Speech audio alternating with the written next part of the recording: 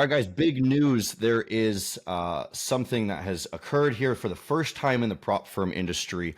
That is a executive of one firm has actually left a firm and then joined another one. So introducing kind of Ryan here, he was an executive at Smart Prop Trader, and he switched over to Maven Trading. So now he is experienced in multiple prop firms, and he's probably the only person in the world that has the experience from two different prop firms that were started with two different founders. And so not somebody who has started multiple prop firms is what I'm saying. So very, very different points of view from each prop firm he's looked at here. And we're going to get some insights on the industry from him. So yeah, once again, this is the first time that this has ever happened in the prop firm space. And Ryan and I's relationship has actually gone back for the past couple of years. We've been very, very close, and we've worked together. Smart Prop and Maven has worked together in the past for something such as the Nigeria event that we hosted a talk there. Ryan wasn't able to make it in the time, but he did work very, very closely with me. So we've been communicating over the years, and I think that's part of the reason why you joined us here, hey Ryan. So how about you just give us a quick little brief on why you feel more affiliated with Maven than your old position? It's funny. I just realized that I have an orange Gatorade, and that's totally not a prop. It was a total accident. I just realized that. Is it orange? It looks kind of. It's a lighter orange because I have what do you call it? Electrolyte mix in there. Yeah. So it dilutes a little bit. Purpose. Then you didn't go out and buy that. Then you set that up on purpose. I really it was a total accident. I mean, obviously I bought it. My kids like switched to orange Gatorade now, so that's just part of the gig. But yeah, this was a decision that this was the right one for me. Maven has a great leadership team, and it's very well organized. Company's doing super well, and I was just looking for a place where I kind of fit at home. Not that there's anything wrong with some of these other prop firms, but I was just after going to a firm that was just known for their quality and that I thought was like super sustainable and has the potential to really just take over the industry. I think Maven right now, more than anything, they're doing everything right at the right time, which is the wrong time for a lot of other prop firms, right? A lot of other prop firms wish that they could gravitate or pivot towards our model, but they can't. So we're doing everything. And these guys, specs in September when the MFF thing happened, I think the Maven team has literally made several decisions on altering their business. And every single decision they made was the right decision. So I don't take it lightly that they also wanted me to join. It took, it seemed pretty quick, I guess, but it was the right decision, I think, for not just me, but for Maven. I literally built out SPT. So I had a plethora of knowledge and experience about exactly how prop firms work and things. And now I can come and apply that to a team that is looking to really grow and just have the most sustainable model there is in the industry. Yeah, so you've seen all the goods and the bads from your old position here, and you've jumped onto a team that's doing it right, and hopefully that we can leverage that even further with multiple points of view here. Now, we are seeing a surplus of firms going under, going bankrupt. They're not able to pay their traders. That begs the question, a very, very common question I get here, and you can attest to this, hopefully. A/B booking. Mirroring traders directly. That is something that people just don't really understand. Maybe let's shed some light on why mirroring traders, just from at least from Maven's point of view. You can also attest to this if you want, but it's not something that is sustainable. It's too high risk. A lot of people say, well, why don't you just mirror the traders and then you have no risk, right? What's your take on that? I think A booking is an absolutely awful strategy. I think it's terrible, and I think any firm that claims to be A booking all their traders or even a large portion, that would red flag me for sure. I mean, the only time that works is you have a really great and consistent trader over and over, and even then, at some point they're going to end up making a mistake or something. So the long term, it doesn't make sense. B booking definitely does make sense, and there's all kinds of traders and people that I hear say, oh, you just want to, bring in challenge fees, and then you want traders to fail, and that's how you make your living or whatever. I mean, you guys, it's no different. And in fact, I always use this point. If you go to a casino, right? The casino keeps 95+% of what people spend in it, right? They use that to pay out other people that go to the casino.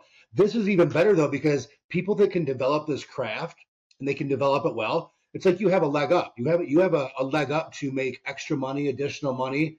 And I think people should embrace that more than think of it as a negative, because it's not a negative at all. You literally have a skilled craft. It's not like pulling a slot machine. If you know how to trade, you can make money. And you just have to stick with the firms that are making payouts. And there's a lot right now. There's a lot of noise with firms that are not doing that. Yeah, that's true. So another question I get a lot to snowballing this topic is that, if we are not mirroring traders, then ultimately every firm essentially wants you to fail, right? So there might be hidden rules, things like this. I know how Maven is functioning is that we're trying to create data sets. We're getting to the point where we have a massive amount of volume, and we're trying to look for ways that we can leverage that data for more monetization. But your average firm, are they trying to create rules to make you fail? Are they trying to make hidden rules? Are they banning profitable traders? What's been your experience with that? Just because ultimately it's the firm against the trader is what we're hearing here, right? Yeah. I think that happens a lot. And when you start to see firms start denying payouts or say, whatever excuse it is, that's definitely a red flag. The issue is that, like Maven, for instance, Maven puts certain conditions in because we are looking for a certain type of relaxed and consistent trader. A lot of these firms, they don't have that luxury. They just take everything, right? They take any type of trader in, and then they get themselves in trouble because they have conditions that can be exploited by really good traders with massive accounts and massive payouts and things. We're not looking to be the biggest firm, but I can guarantee that after digging into this model and everything, it's definitely the most sustainable firm. So if you're looking to be, that consistent and relaxed type of trader, we're not looking for people that are looking to make $100,000 in a week. Those are the kind of firms that aren't going to be around. People that allow that. So I think that the Maven model is the best in the industry, and really nobody has it. But our focus is to provide conditions that would attract and acquire the type of traders that we want. And again, most firms do not have the luxury to be able to do that. They're so big or they're so new that they have to just take everybody in. And ultimately that hurts. I mean, you get on the wrong side of that equation, and that's why you see a lot of these firms failing. That's exactly what's happening. Dead on, yeah. So I did get a lot of flack back in September, October when we started introducing these conditions and rules that really the goal was to remove gambling and huge variance on the firm so that we could have stable conditions over the course of months over months, right? So that we could create a scenario where we're not a growth only model, and we know our expected payouts, we know our expected returns, and then we can put money aside for the little bits of variance that we do have. And then that's ultimately where some of these other guys were struggling is now that there is large variance with them, they're not able to handle that work, that threshold of payouts. Yeah. So I think, just to hit on the gambling point, I mean, the reason that firms don't and shouldn't allow that is because that's useless data. At some point, and it's not ever been done, but at some point, the whole idea of this is to monetize the data because we have so much of it. And then you become a firm that also makes money in other ways as well. And that's the whole idea. But no one's ever been able to do that. I think we'll probably be the first. But having one trade to pass a challenge and then one trade on your funded account, that's useless data. There's no point in that. That's just gambling. It's completely useless for the prop firm. Yeah, so let's touch on the importance of data and proper collection. I'm not sure in your old position, were you able to get proper data? Were you able to get expected financial reports. You are joining Maven as the CFO, so the financial side of things here. So were you able to properly calculate what the expected returns were? Yeah, I mean there's definitely things that I was missing that I needed access to, but I was more on the operations side there. Yeah. Here, the one thing that I really love about this firm is how well detailed and organized we look at the data and things. Um, I go over that with Seb probably daily. We have a leadership team weekly. We go through the data and we have spreadsheets among spreadsheets among spreadsheets that we monitor everything. So that's why right now we're sitting in a really healthy position, and I think there's a lot of huge firms that are not, because they didn't focus on managing the whole business and the expenses. They just focus on revenue growth. And like Hunter and I have both talked before, the revenue growth model only is a great model until it's not. The month that something happens in the industry, like we've had MQ happen this year, we've had other firms shut down. The second that you don't bring in that same level of money or more each month, it becomes a spiral downward. And it's not managing a business. I said the other day, like Maven's a massive company, and I want it to always be ran like it's a massive company. A lot of these platforms just aren't ran like companies. It's like I said, it's so easy when you have so much revenue coming in, but you have a lot of experienced people running these massive companies, and they're doing it in the wrong way. It's much easier to start and scale the net part of it from day one, right, and then get everything else, going as it goes. You're dead on with that, and I'll be honest. When I started Maven, I did not think that it would be this difficult. I did not think we had to put this much data work into it, and that hit me like a ton of bricks. But I think we stood up to the challenge, and we were able to fix any problems that started to arise back last year, and we're in a great position now. I think it's arguably there has been. I mean, you can look at all kinds of, every industry has like stuff going on, but this has been one of the hardest, if not the hardest industry that I can think of to manage through the last 9 months to a year. There's been so many choppy, uncharted waters to navigate through. And I don't think a lot of companies did it well. So there's definitely a reason why I think Maven's in a really strong position right now, because they did. So that being said, strong positions and all that Maven is in. Everyone wants to know, how do you know if a firm isn't in a strong position? What's the first signs of that? Now that you've kind of seen, the functioning of multiple firms back ends, what would you say on that? I think that, and I'm not talking about any specific firm at all, but I think it's just in general that you see a lot of places start denying payouts, right? That's the first part. And that happens because cash flow goes down. There's not enough cash to pay for payouts. And then the next step is they start changing rules and conditions. And they don't do that. It's never in the firm's or in the trader's best interest. It's always in the firm's interest. And then I think those are the two biggest things. But you have to get really nitpicky. I mean, there's firms that will change things and not, they won't say anything. There's a lot of strange stuff that goes on in this space for sure. But I think when someone starts getting denied payouts, and you can look at Trustpilot, and I would encourage people to look at firms' discords and things like that too, because you'll be able to tell when firms start to do that. And then they make up excuses as to why. And we've seen a couple big firms go down, and that's how it started. It started with payout denials, and then it gravitated over towards changing conditions, changing rules, silently changing rules. There's that term, hidden rules. I mean, I actually saw a firm market the other day. We don't have, or we'll disclose our hidden rules or something. I forget what it was, but I'm like, why do you have hidden rules? I know what you're referencing. Yeah, I'm like, well, I mean, why do you have hidden rules? That doesn't make, like, why? That's just dishonest and doesn't make any sense. So there's no reason. What would make you guys happy if we removed our hidden rules? Yeah, exactly. Why do you have hidden rules? And then there's a couple other options too. Yeah. Yeah. And so some firms are able to manage with low prices, right? Some firms have way higher prices and way more sales, so their margins in theory should be better. So what the hell is causing them to go under then? Do you think they're spending money on useless shit? Do you think they have too much overhead?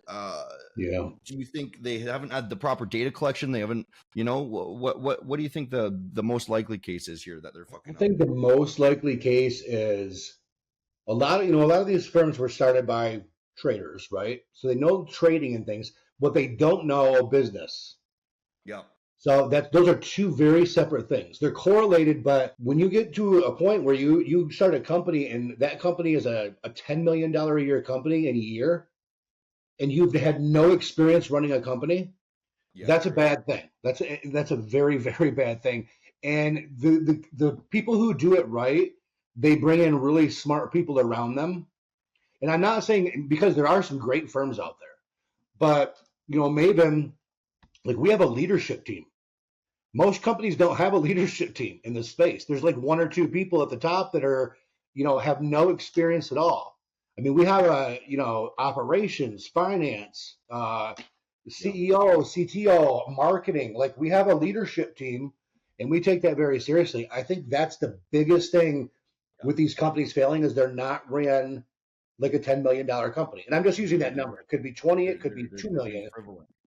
Yeah, but if you have a company that big, you can't take your eye off the ball, and you have to focus on protecting its business model, its integrity, and its stability. And like I said, it's so easy to not have to focus on any of that when revenue is growing so crazy. But the second that it doesn't, you're in trouble. So something I want to add here is a lot of people don't actually understand the cost of running a firm. And we won't go into details here, but you can probably back me up on this. And now that you've seen, the finance side and everything like this, and you're making $10 million a month or whatever, right?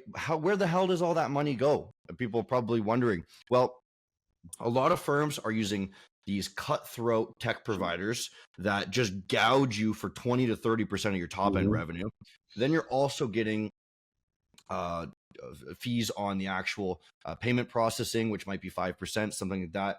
High risk providers, right? They might even charge even more just because of the nature of the industry. They might be charging more.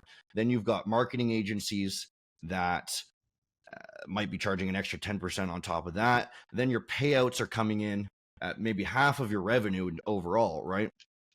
So once you've got a little bit of percentage left, then you have to allocate that to my staff, my devs, and then the founders. And I think major problem there is you've got only 10-20% of your revenue left, and you're giving 10% of it to your founders.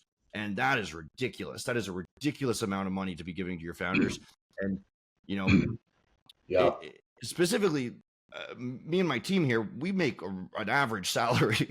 We're not living in luxury here. So that's part of the reason why, we've been able to succeed here. And then also creating those in-house, we have an in-house marketing agency. We have an in-house tech that we're not paying a percentage based, right? So I'm not sure if this was also your experience at your other position.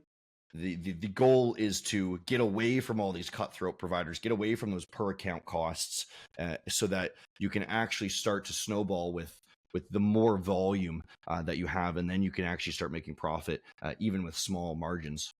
Yeah.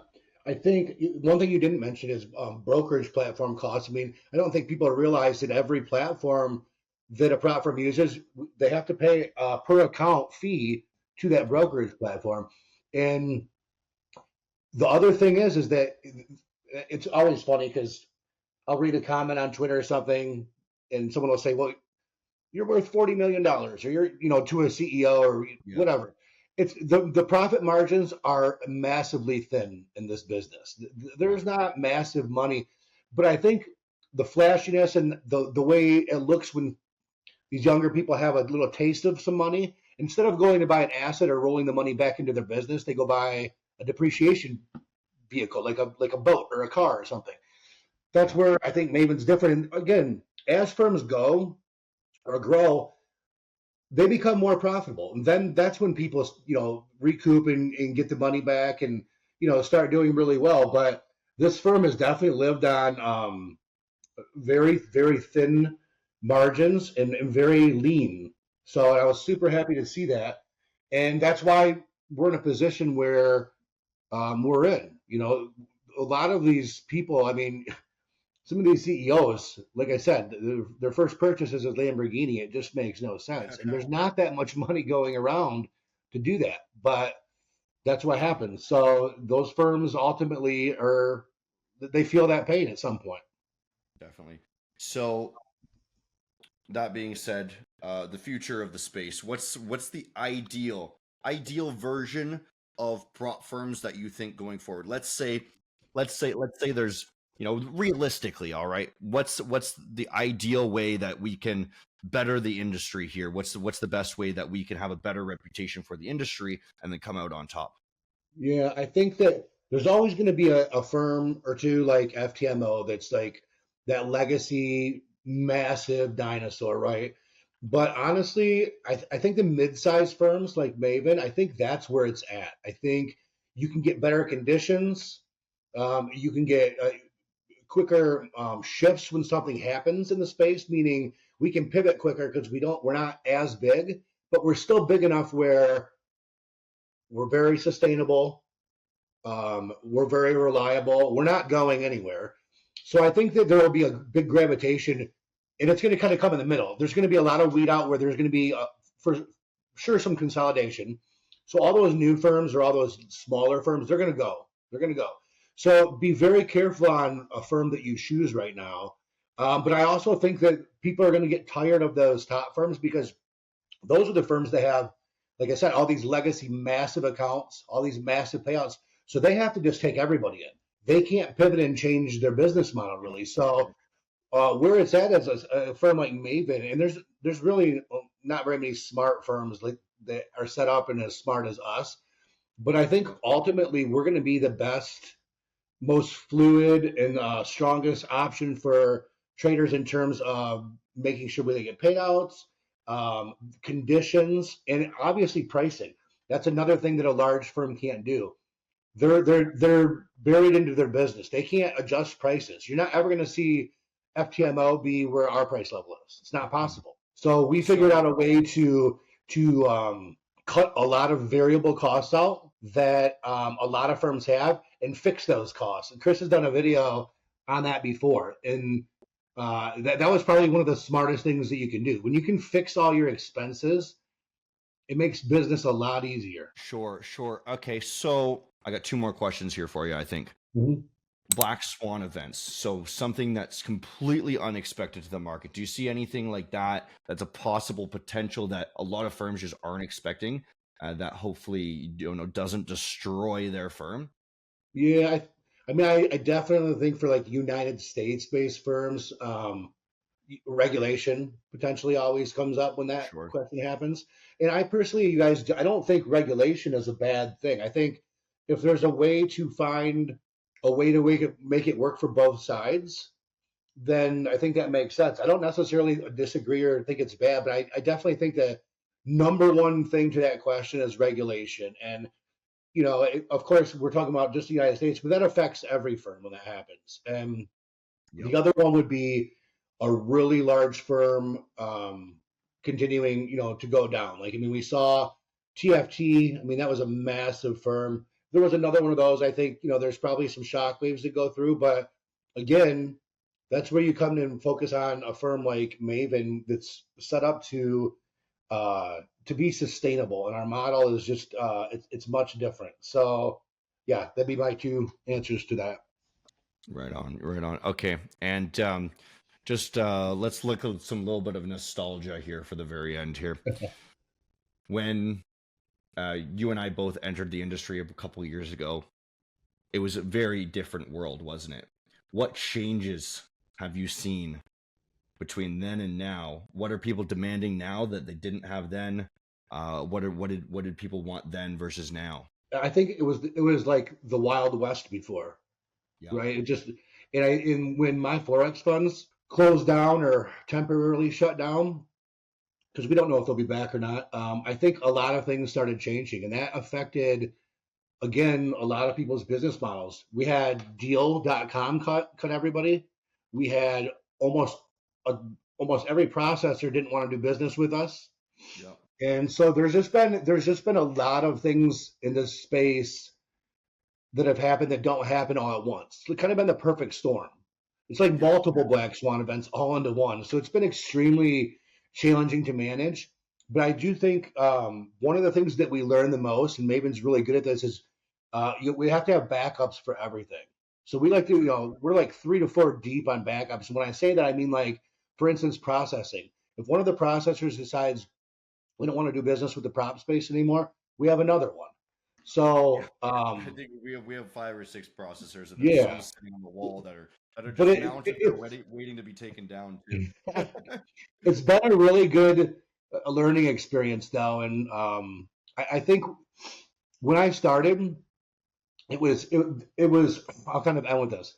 It was the most incredibly unprofessional industry that I've ever seen in my life, That's true. and Even worse in the crypto space. yeah, oh my gosh, yeah. And so what's happened now is everybody started to smarten up and they see, wow, this still grew to a massive industry, but it has the potential to be a legitimate household name, appealing to a plethora of demographics of not just the people that it's appealed to or the people that want to make money really quick. It potentially could appeal to everybody, where it could be like thought of as a slice of everybody's portfolio when you're talking about the speculative side. And the only way to do that is for it to change in professionalism to be entered. And now I think everybody's trying to do that. I've been talking about it forever. I know you've been talking about it for a while, but now everybody's trying to like talk about professionalism and not banter on Twitter and not, get in arguments with customers. We are an industry that has not been taken seriously because of the way it's been allowed to be run. And I think it's in a transitionary stage where the companies that come out are going to be very professional and very slowly getting more similar to the ethical and business oriented. Yeah, I can definitely attest to that. I feel like my personal growth has gone hand in hand with how professional the prop firm industry is. Because 2 years ago, I feel like I was a child that was unprofessional, starting a business because I thought this was an exciting new experience. And now it's this massive company that I have to watch my mouth. So I agree with you there. But it's all for the best, because it's the best growing learning experience ever, is being forced into these experiences that you have to grow and you have to push yourself as hard as you can. I was actually thinking about that. Sorry? I was thinking about that. I don't know, a couple days ago, that I was actually thinking that I was proud of you, because to watch you evolve from when we started to how you are now. Yeah. You've really evolved into a great, CEO and leader and so on, and professional. So yeah, it's been good. It's always good I always think of like business and personal as one. So having personal growth is definitely helpful for business, and it makes you feel good. It makes you feel like a better person, and you become a better person. So it's been nice to watch. It's a beautiful world, man. It's a beautiful industry, and I'm hoping for the best for it. Anyways, wrapping it up there. We're getting close to 30 minutes, and I think that's everything everyone wants to listen to. So if you guys are new here, check out Ryan. He's on Twitter. I'll be linking everything in the comment section there below. And you can follow Maven at maventrading.com. Discord.gg/Maven is our community if you want to join and chat with us. And yeah, that's all. Okay, thanks, guys. Awesome. Thank you, guys.